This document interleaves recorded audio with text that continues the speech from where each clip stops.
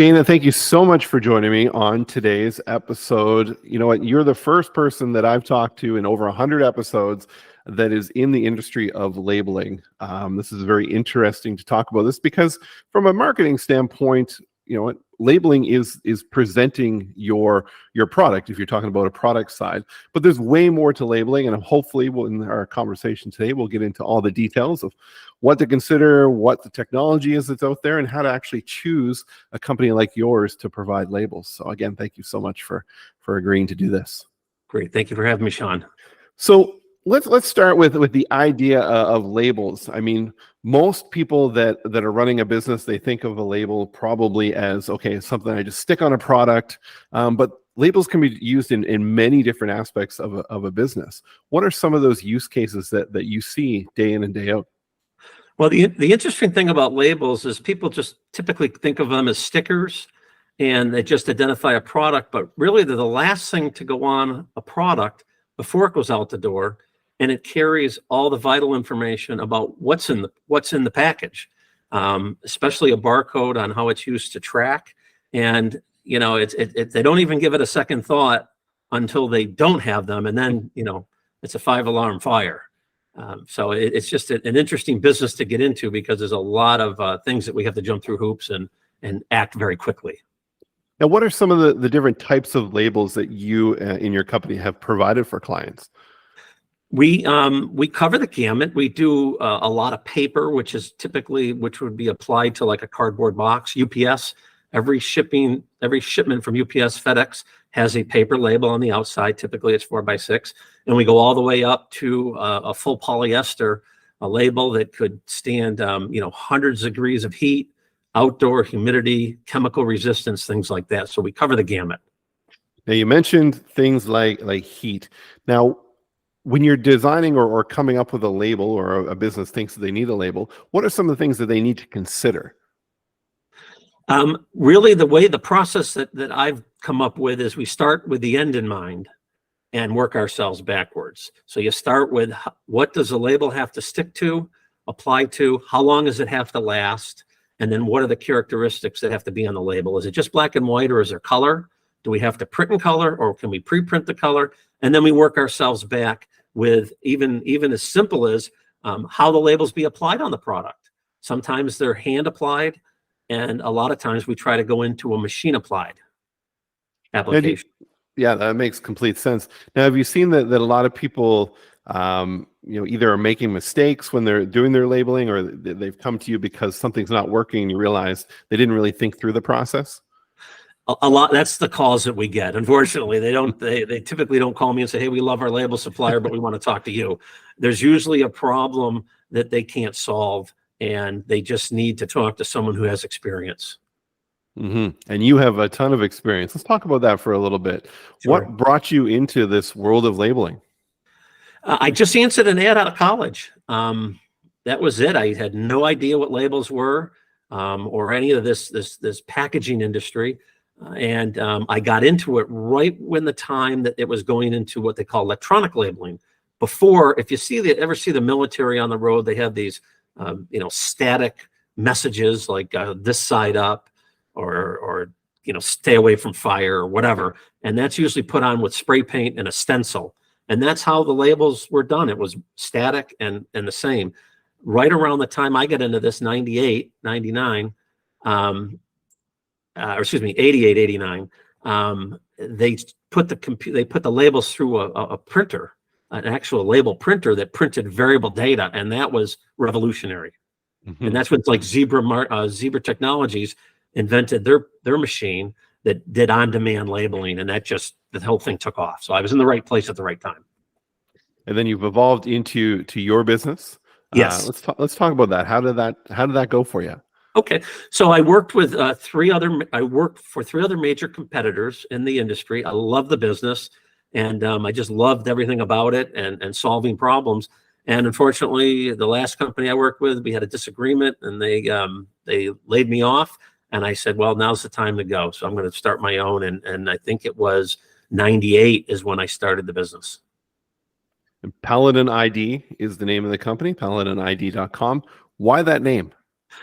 We were trying to come up with a name that was not only relevant, but wasn't localized. If we first started out with Northeast Barcode Solutions, and when I hired a branding expert, they said, "Man, if you ever want to get out of the Northeast, you're kind of stuffed. So you're kind of stuck." So we took a long approach. We come up with PaladinID, and PaladinID, a synonym of PaladinID, is man of the hour, and I thought that fit perfectly because we get the calls that no one else can.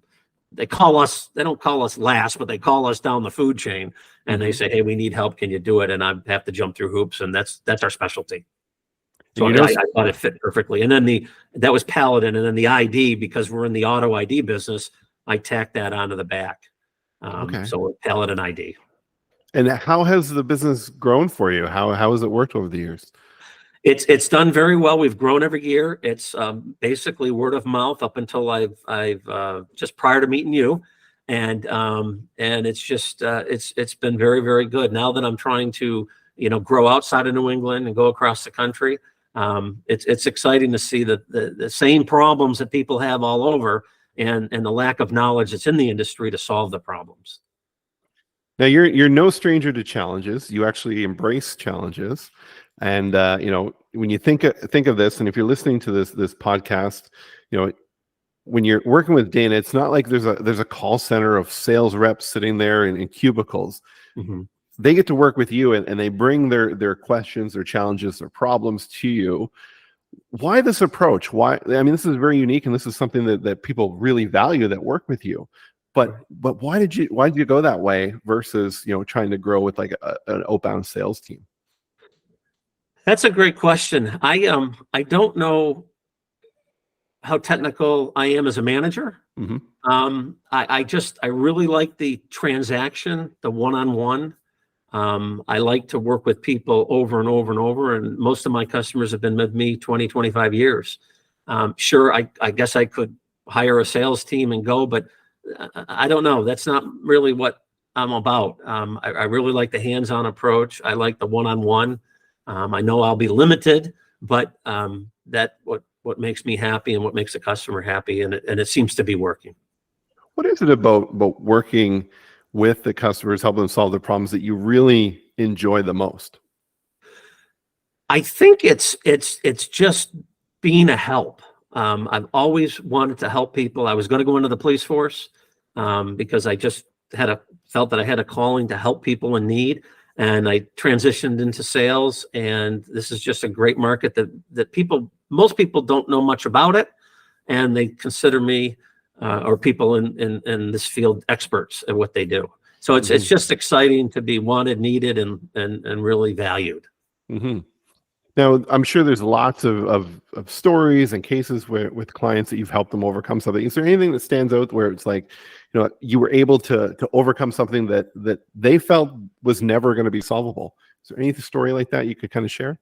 Yep. I think the one application that really set the company on the map was I came with it was a Fortune 500 company, and they were printing their labels with an old Markham printer. And a Markham printer printed the color, die cut, everything. And it was an outdoor label because they're in the electrical appliance business. And the machine was obsoleted, and the label and the ribbons were obsoleted. And they said, "We've got 6 months or we're going to shut down. You've got to," or they had a year, and you've got to help us solve this. And I said, "Well, the technology that I do doesn't hold up. I mean, we don't have fade resistant inks, for 15 years. It doesn't exist." And they said, "Well," I remember the day like today, they sat me down and they said, "You're the 7th or 8th company that came in, and you're going to solve this." And I looked at them and I said, "I'd love to tell you I can, but it doesn't exist." So they said, well, they challenged me. So I went back to one of my vendors who hired a chemist, and it took us about a year come up with an ink formulation that actually held up in their testing. And it was projected to last 10 to 15 years outside and not fade. And I've been 14 years now into this account, and we haven't had any issues with the labels. And that really was the biggest accomplishment that I've had in business so far.